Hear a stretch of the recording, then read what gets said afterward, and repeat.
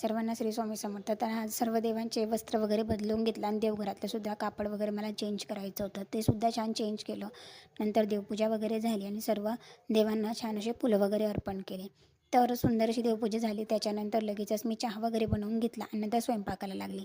स्वयंपाकामध्ये आज मला आलूची भाजी वगैरे बनवायची होती, म्हणून छोट्या कुकरमध्ये मी 3 ते 4 आलू शिटी लावून घेतल्या. 2-3 शिटी लावून झाल्याच्यानंतर छान असे आलू शिजून जातात, जेणेकरून आपल्याला नंतर भाजी बनवायला काळ जास्त वेळ लागत नाही.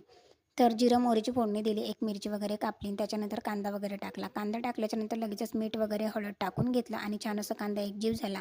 नंतर छान अशी कोथिंबीर गार्निश केली, कारण कोथिंबीरने सुद्धा छान अशी फ्लेवर येतो भाजीला. तर कोथिंबीर वगैरे झाल्याच्यानंतर जे काही आलू मी मॅश केलेले होते ते आलू टाकले आणि नंतर झाकण वगैरे ठेवून दिलं. तोपर्यंत इकडे 2 आंबे मी पाण्यामध्ये भिजत टाकलेले होते, कारण मला रस बनवायचा होता. तर हे आंबे पाण्यामधून भिजत टाकलेले होते, त्यांना छान असे कापून वगैरे घेतले. मिक्सरच्या भांड्यामध्ये रस बनवला, नंतर पोळ्या बनवल्या आणि महाराजांना नैवेद्य वगैरे अर्पण केला. रस, आलूची भाजी आणि पुरी. तर असा होता माझा आजचा दिवस. थँक्यू.